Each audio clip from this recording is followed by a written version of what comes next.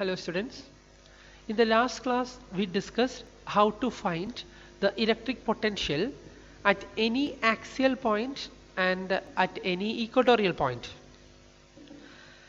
Now we are going to see how to find the electric potential at any general point due to an electric dipole.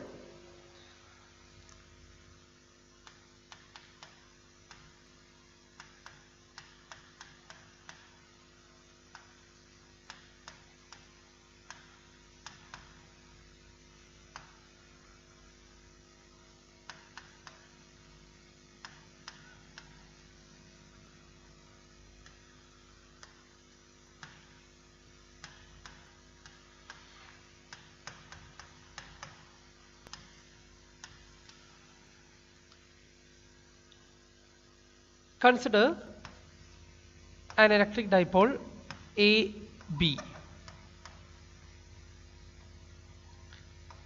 The center of the dipole is O, so this distance is marked as L, and distance from the center towards B is also marked as L.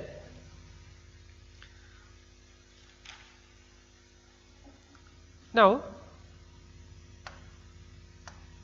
a charge negative Q is placed at the point A and positive Q is placed at a point B. Imagine any point P. This point P is not on the axial line, not on the equatorial line. It is anywhere. That is why we called general point. From the center O towards the point P, the distance is R. From A towards P, the distance is R1, and from B towards P, the distance is R2.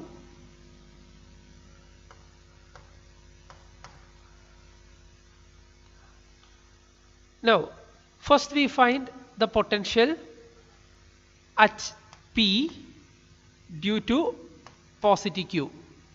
Potential at P due to positive Q. That is 1 by 4 pi epsilon 0 Q by this distance, that means distance BP, which is R2. So Q by R2. Now we will find potential at the point P due to minus Q. 1 by 4 pi epsilon 0 minus Q divided by the distance AP. That distance is R1. Now how will we find the total potential? We got two potentials. So how will we find the total potential? We can simply add both. So I am writing V is Vp plus Q plus Vp minus Q.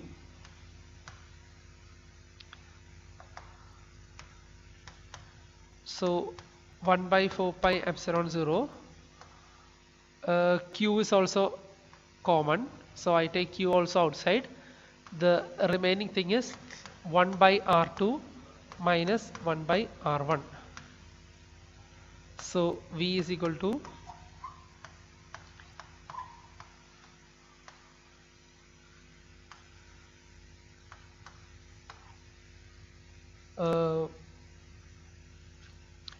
here you can take the LCM. So you will get R1 minus R2 by R1 R2.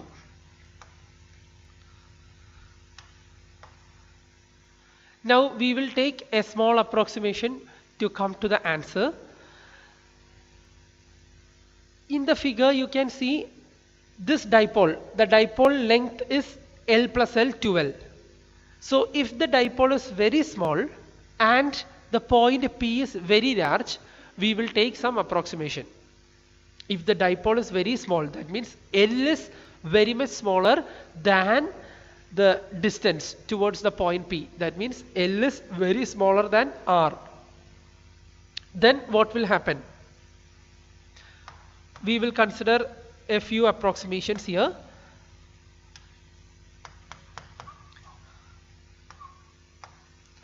If R is very much greater than L, then R1 minus R2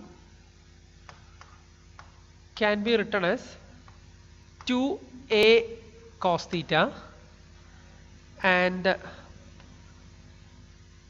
R1 R2 can be written as R square. It is just an approximation. We use the vector considerations, the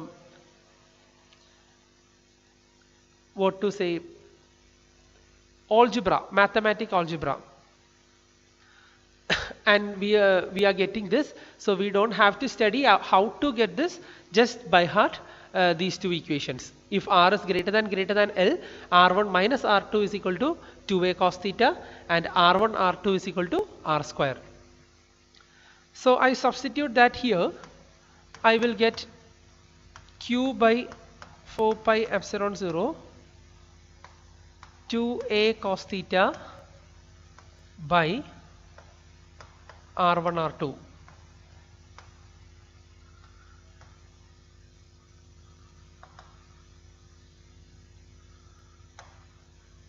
We already studied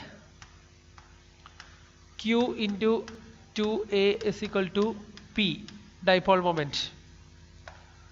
So the equation will be V is equal to 1 by 4 pi epsilon 0 P cos theta by R square, because I already told R1 into R2 can be written as R square. So I am rubbing this R1 and R2 and I write R square there. So here P cos theta by R square, this is our equation. This equation can be written in the vector form as V is equal to 1 by 4 pi epsilon 0 P vector P dot R cap divided by R square. This is a vector representation. So I just put R cap, which is the unit vector. So P dot R cap is P cos theta.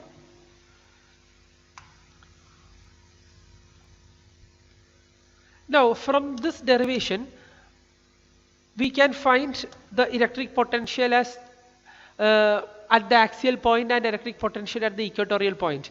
If I consider the axial point,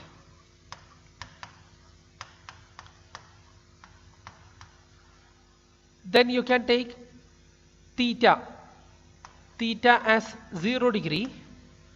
Therefore V is equal to 1 by 4 pi epsilon 0. V is equal to 1 by 4 pi epsilon 0 P by R square, because cos 0 is 1. Now for equatorial point,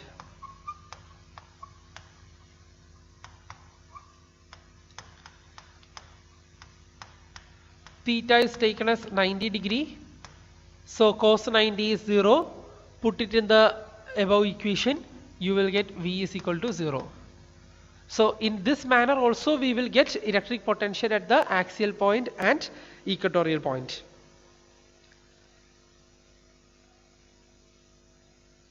Now if we compare electric potential of a dipole and electric potential of a single charge, we have certain difference. Electric potential of a dipole and electric potential of a single charge, we have to consider two difference. So I'll just make two columns and draw. Potential of a dipole and potential of a single charge.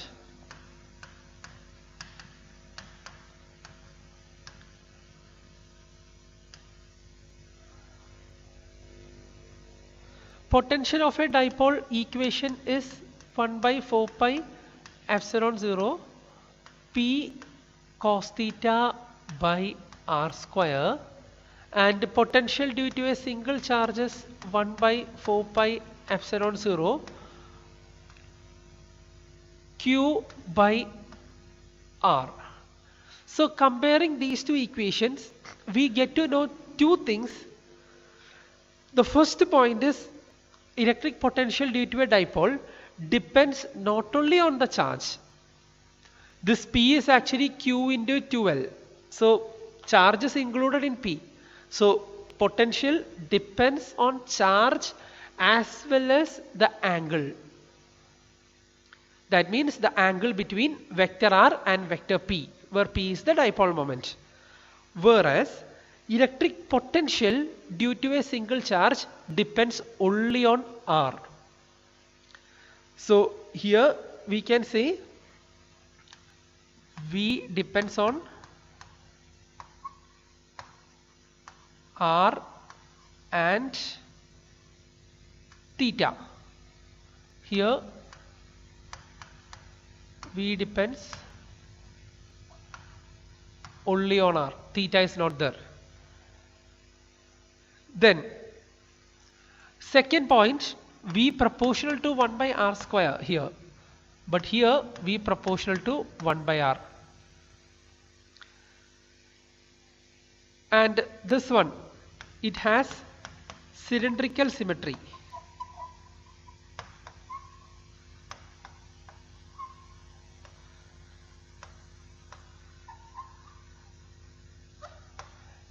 And this has spherical symmetry.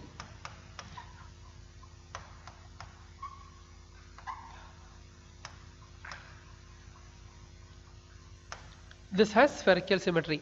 Yesterday we studied what is spherical symmetry. If I take a point charge and imagine a sphere, everywhere on that sphere potential will be having same value and electric field is also having same value. That is called spherical symmetry. And what is meant by cylindrical symmetry?